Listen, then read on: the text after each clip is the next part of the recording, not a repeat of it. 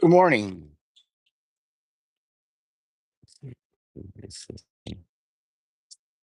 get my settings right here. Hi. Good morning.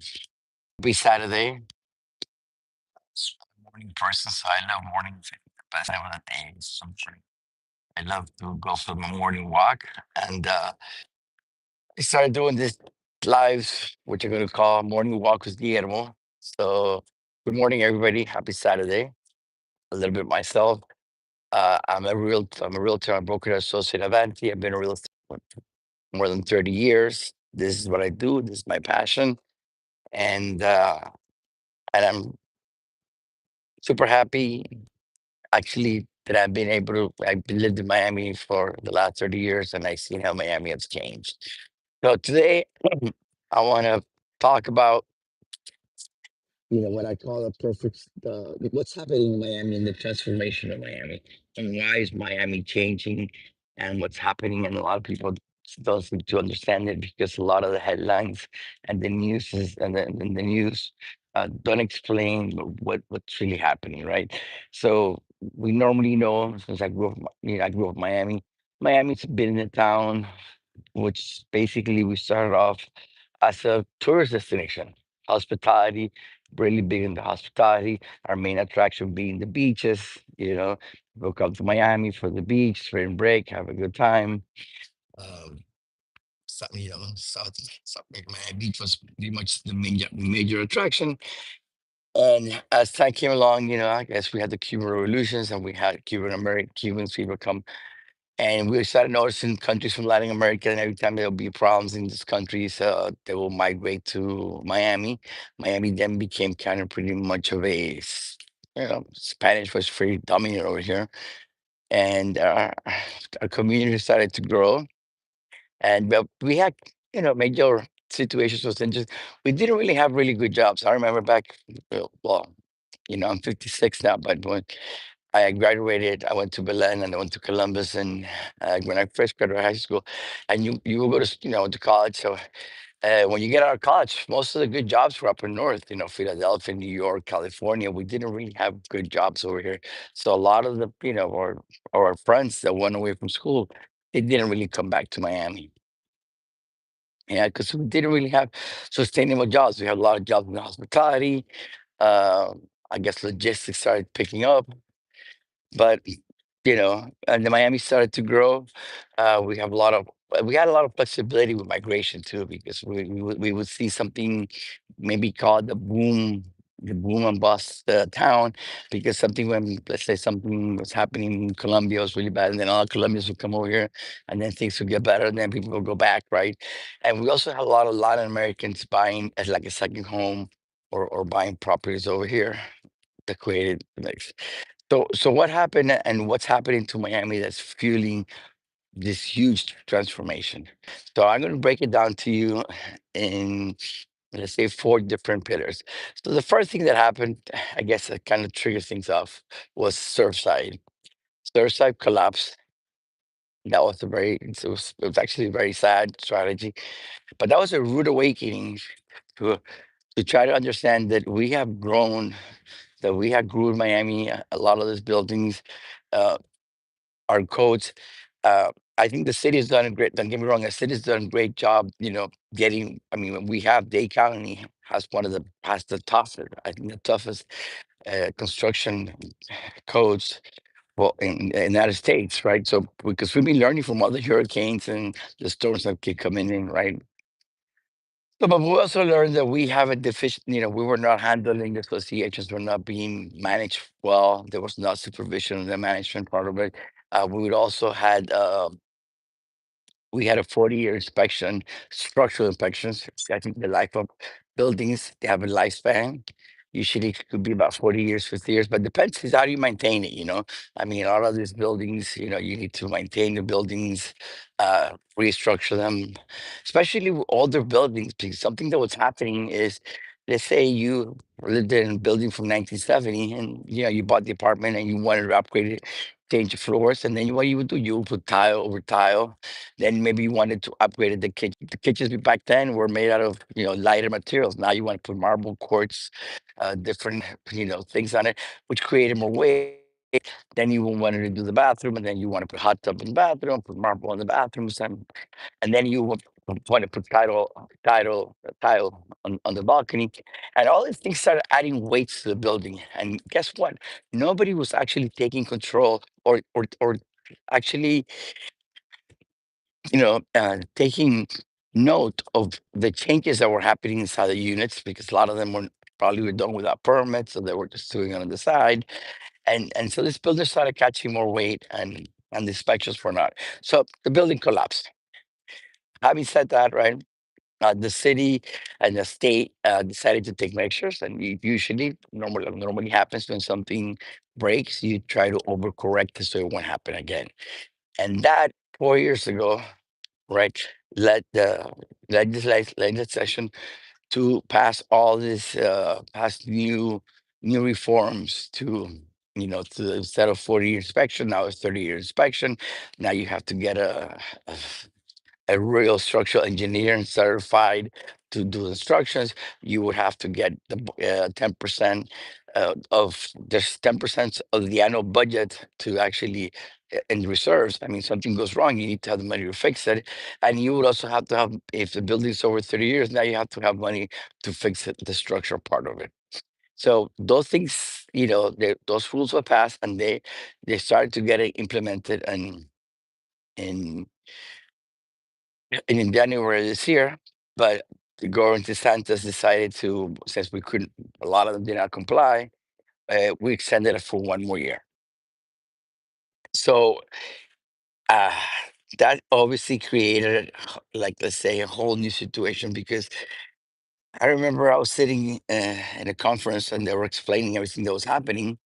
And I quickly realized that a lot of these buildings were not going to be able to be able to put themselves up to code, right? So we were looking at, like I said, like a big displacement. I was like, I almost sitting there. And I remember clearly the guy, the person in the presentation, he finished the presentation. He says, I will not sell a condo that's over 30 years to a friend of mine or a family member. That was like an eye opener. I was like, wow, right? And I guess that marks the difference between a building that's 30 years older and younger, and something that it's older, right? So then, and then a lot of what happened was when the building started getting inspected, this also, now it made sense. Let's say you had a 40, or let's say, 10-story, 20-story building. It was just so expensive to put it up to code and actually to complying, that it just made better sense to actually, sell it, and the developer will come in, buy it, and, create a new tower there, right? So now you have this new regulations. We have all these old buildings. Um, Out there. The other thing that happened is Miami's built out. This is like, so the first part, I would say, we have new building codes, and these new building codes are, going to demand for the buildings to put in the buildings up to code, or turn it down and create a new building. The other thing that happened is we ran out of space. I think Miami is like in New York, like in 1960.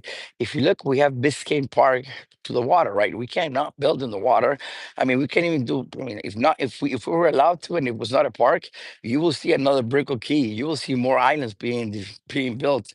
Because the money's there. I mean, you could definitely do an island and create, like a Brickell Key, and create more development for those places. So we can't go into the water. And then if you go all the way west, you hit Chrome, and then after Chrome, you got the Everglades, right? You can't build on the Everglades. That's a national park. They even tried to move the line, I think it was half a mile inwards, and that was rejected about a year ago, right? So now the main core, the main part of Miami is built out. So there's no more land there. Land became, so now in order for you to build something, you have to buy a piece of land, you have to buy a house, or a building, or a structure, or you see these people that are buying, couple of different, like, four houses together, and then be able to knock it down to create a building. Because if we don't have any more space to go, now we still have to start going up. So now the city is allowing us to build upwards, right? So this created a huge opportunity for developers are buying older buildings and knock them down, build newer things to happen. So let's recap. Number one, we have the all the new building codes that come up. That's going to make it, very hard for a lot of all the buildings to actually get up to code, or it was just or to repair them, right? So that gave an opportunity for developers to come in and buy these units. Now the third thing that's very this is like a major thing because this is what I'm gonna at the end I'm gonna tie it all up with the perfect storm. Um, is COVID kind of comes in along and everybody starts to move to Miami. I mean, my state of Florida did a great job handling the situation and we're pretty much open the whole time, right? People started to flock to Miami. And people started working from home. And and I guess this I got to give credit to Major Suarez, right? Uh, actually started bringing companies to come over here, bringing headquarters over here, right? So now Citadel, Microsoft, Apple. I mean, I can go down the list of I think there's like 170 companies that have moved their headquarters to the Tri area. Tri area will be West Palm Beach, Broward County, and Miami. Mostly they're in Miami, mostly in Brickell, mostly I'm going to be in downtown because of the working area and stuff, right? So when you have this huge company, huge Fortune 500, move the headquarters to Miami. Well, we have Amazon too, right? Investing a lot of. So now we have a situation that we have jobs now coming into Miami, right? And this companies that when they relocate, this is not a one, this is just our decisions that take time. And once they get implemented, they can't go back because it's a process, right? In fact, a lot of these companies we still not have not felt the full effect of them moving over here because there's no housing for them. Believe it or not, we do have a housing shortage, and I'll explain that to you a little bit when we'll talk about a little bit more into the video, into the walk, right? So these companies are start moving down here, putting the headquarters over here. But when they move the headquarters over here, now they have to bring their employees over here. Now there are meetings over here that creates a lot of extra traffic, that creates a lot of, and then you also have that what we call satellite companies. There are companies that give service to these companies, right? So they have to move down here because the top clients are over here, right? So now we have that. So uh, now we have Miami landscape change in the sense that we have jobs. I mean, we have really, jobs and this entry level jobs. I mean, this literally, average pay is 250, 300,000. I mean, a lot of people in Miami say, oh my God, who could afford it? We do. We have seen Miami rentals go up. We have seen Miami rentals price, rentals go up. We've seen listing prices go up, sales prices go up. And who's buying this? Oh, this is the buying. We're being replaced. I've seen a movement of people that used to live in Brickell moving to Doral. People from Doral are moving to Homestead. I mean, we're reshuffling, and the people that higher end are coming in. And I think we also saw a big change the demand of the product that people want. All this executive from Citadel, etc. I mean, these people don't want to buy old apartments. They want to buy luxury. They want to buy new apartments. So we also realized that our offering, our product mixing was a little bit off because before we, a developer will do a building, couple units, be one bedroom, then we'll do two-bedroom, and then a couple of three-bedrooms. But the most selling powerful part was the two-bedroom because people, it was like a second home. But now these people are moving in, they want a house in the sky. I mean, they want to have bigger apartments.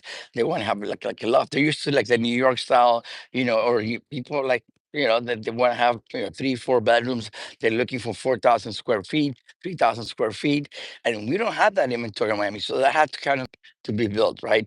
So that's our recap, right? So we have number one, new building codes that come in that actually makes it very hard for a lot of older buildings to actually put themselves up to code, and then they all started getting hit with assessments and et cetera, right? And I think that the main takeaway is that you have to look at buildings that are 30 years and under or 30 years and over. Even nowadays, you're seeing and if you look at the headlines, oh, Miami's prices are going down. Oh, Miami's crashing. But that is not, it is true and it is not true. If you combine all the inventory together, yeah, you're going to see some, a lot of inventory, a lot of listings, a lot of price droppings. But you're going to see that with buildings over 30 years old. A lot of Fannie Mae, a lot of the lenders are not even lending to those older buildings, because the problem is with these older buildings, it's not, you don't know what you're getting yourself into. That's just the reality. I mean, the building would have to get inspected. They would have to do some, uh, you know, foundations, structural engineers come in, and they're going to find something. It's obvious. I mean, things have, it's a wear and tear. I mean, people that have houses, your roof is 30 years. You're going to change your roof, right? So all these people start getting into assessments. I seen assessments from 30 all the way to $400,000.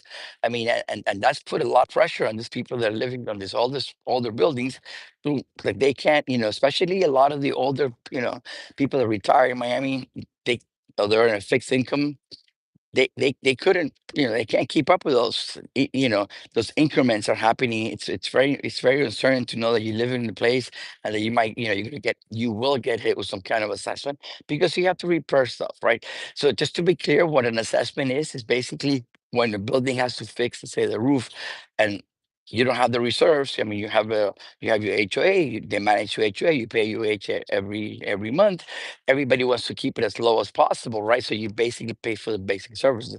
But what happens when something like a roof ruins, or something, that's a damage to the building, that you don't have the money? So you do an assessment, and or you get a loan and you assess and you pay the assessment. You do an assessment, and then everybody has to chip in to actually fix that part. So we're talking about the new codes, how that impacted, right? And that's what you see in the transformation. I mean, you're seeing buildings, you're seeing cranes popping up all over the place, right? So now we talked about how, the building codes and construction that open up the doors for developers to say, listen, I could buy a building, 40-story building, 20-story building, and I could build a high rise there. Obviously, the money's there, the numbers are there to make it happen, right? Then we had companies moving over here.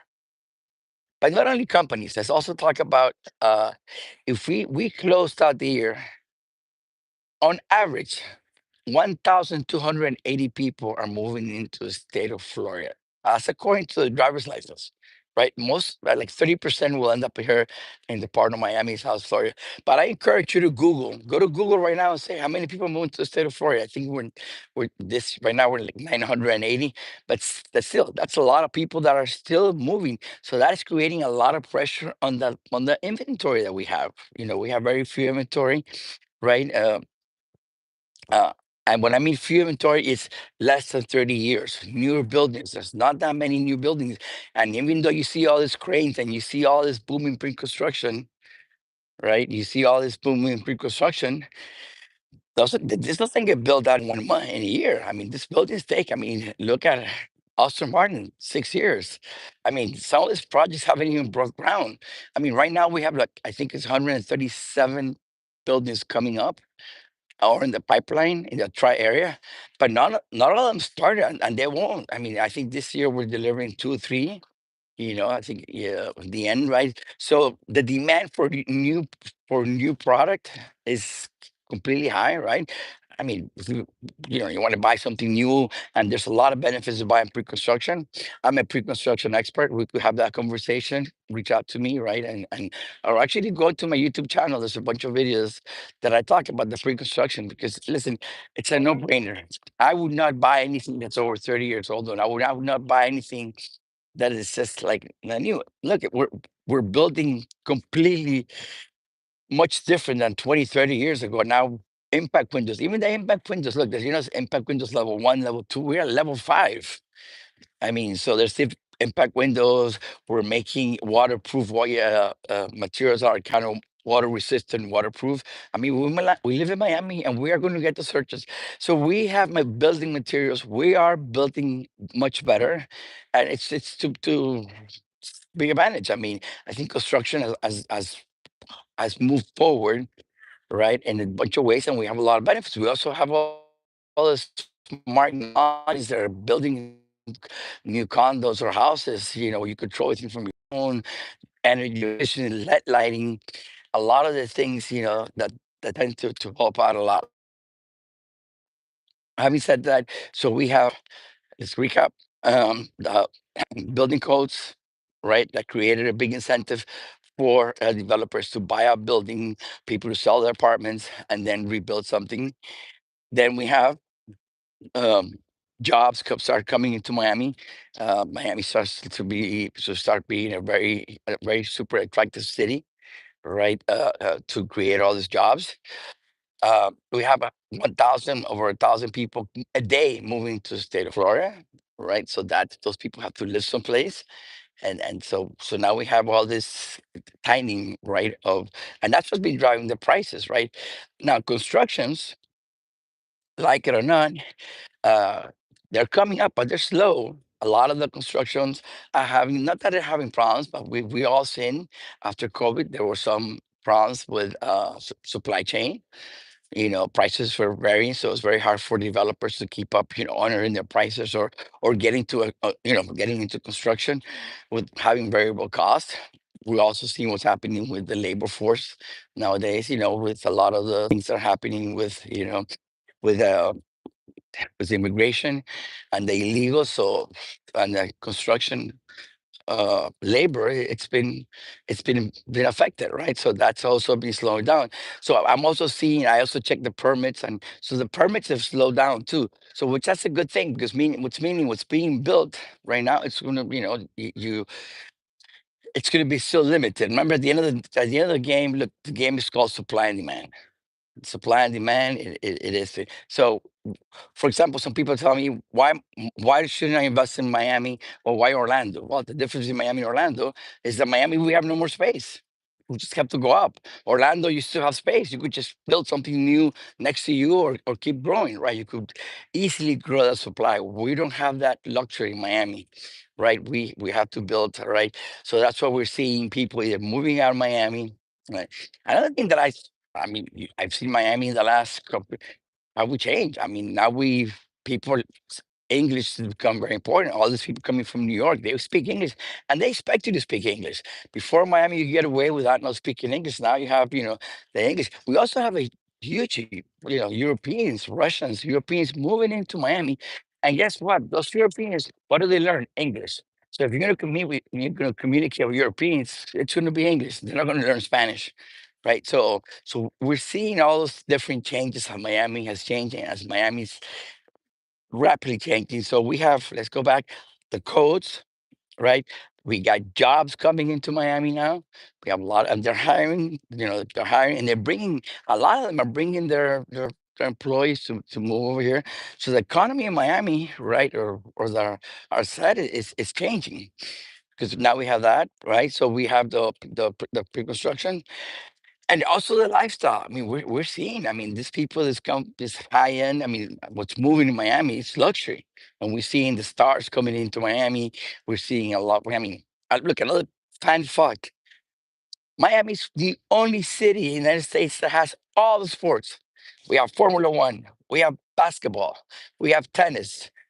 I mean, we have hockey. We have basketball. We have Formula One. I mean, name it. We have it. Polo. I mean, beach volleyball.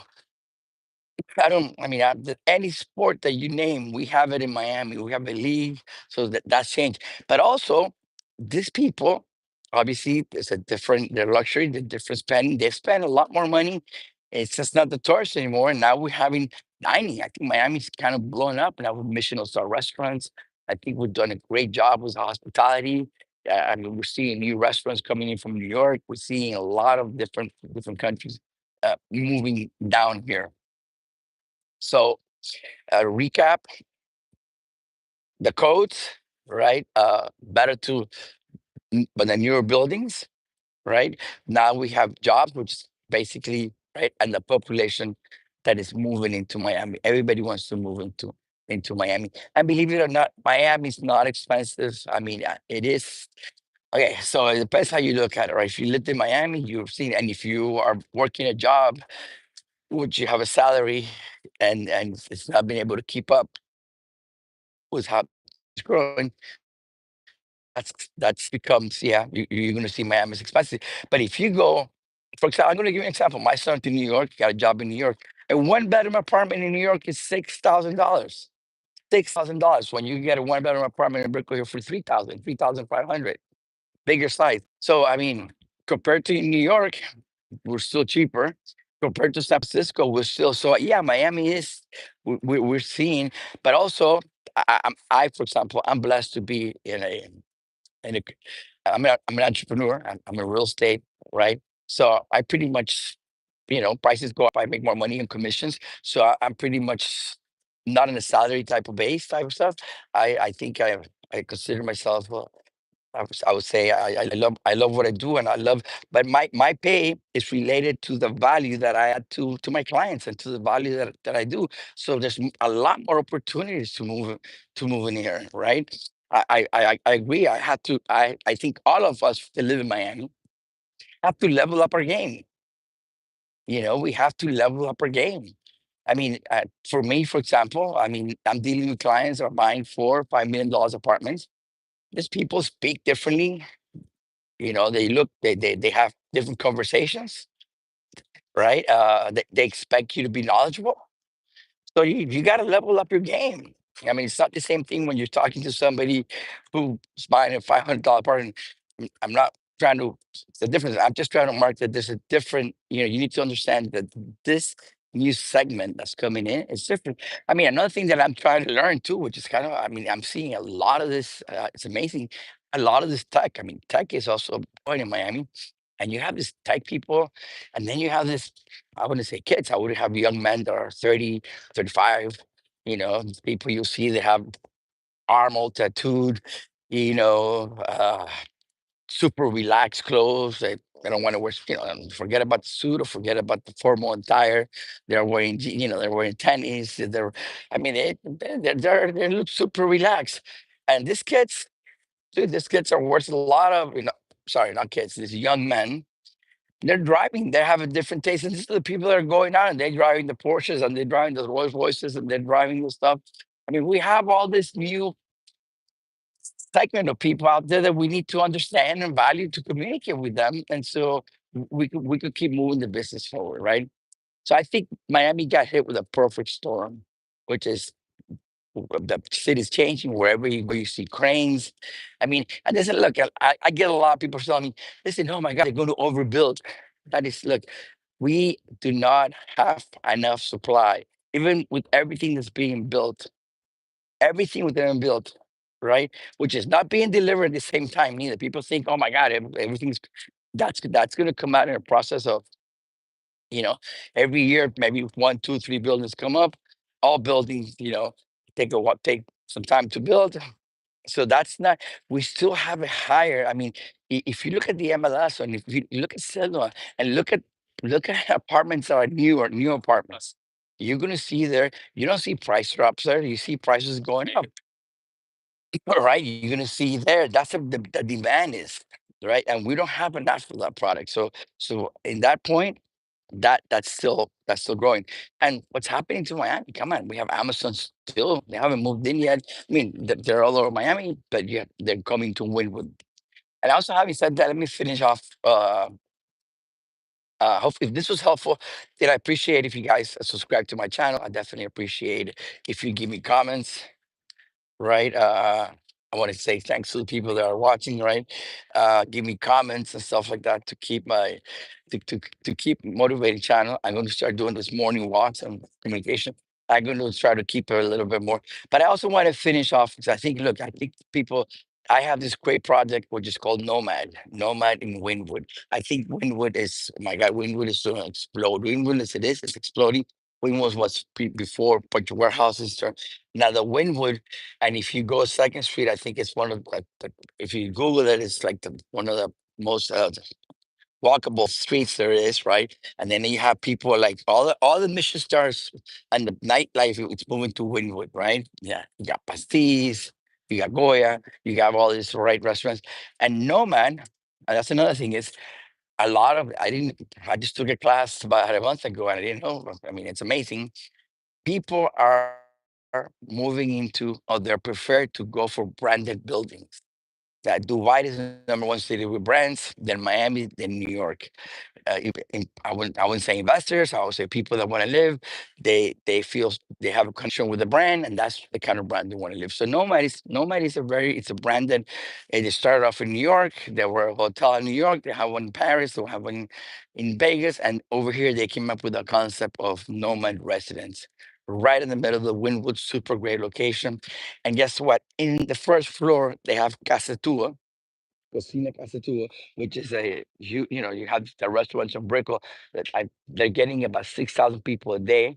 So that's going to be in Wynwood. So you have a major anchor. So I think Nomad is going to create a big impact in Wynwood. And this project, it's about to be delivered, right? It's going to be delivered at the end of the year. So pretty much we're 6 months away, maybe to to to to deliver that project.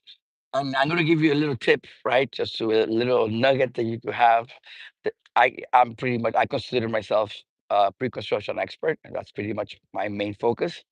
And so I tell my clients, when you're going to buy pre-construction, either you buy at the beginning, reservation place, which is there where you probably get the best price, or you do get the best price, basically because as they haven't start building, I don't think they have a budget. They don't even know what it's really going to cost. We all start with a budget, and then by the end, the budget is way, past. But during the reservations is the time that the builder needs to know this acceptance of the building. So that's when they give the best price. So you buy a reservation, but then again, you take more risk that the building won't be built. But in reservations, don't worry if if you don't go into a contract phase, you get your money back. So there's really not much of a risk, but it is kind of waiting 5 years, 4 years, 6 years to get your unit. uh it's a it's a long time. A lot of people don't want to wait, especially if you want to move in 5 years. A lot of things will change, right? So either you buy at the beginning and you get the best price and then you go navigate through the waters and stuff, or you buy at the end. Why do I say buy at the end? So like, let's say Nomad. uh, I'm a top producer for Nomad. I've sold 12 units in Nomad myself.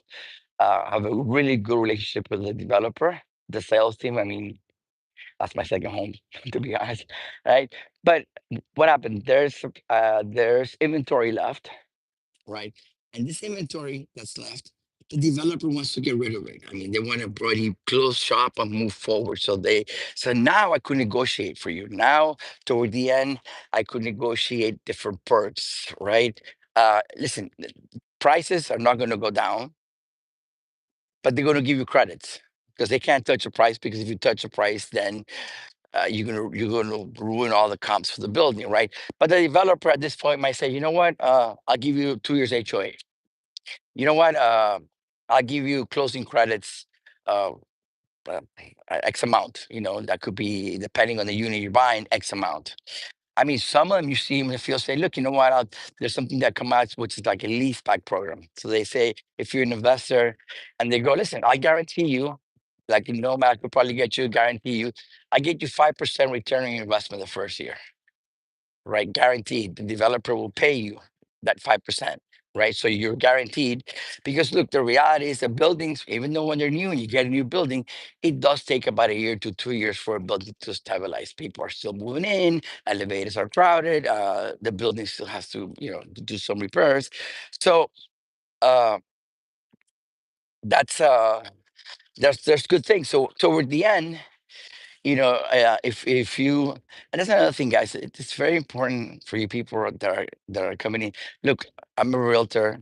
I've been in real estate my whole family, uh, in this stuff. Real estate's a beautiful business. I mean, the problem that I want to say problem, but we have made it so easy for you to become realtors. So we have about, I think, 80,000 realtors in Miami.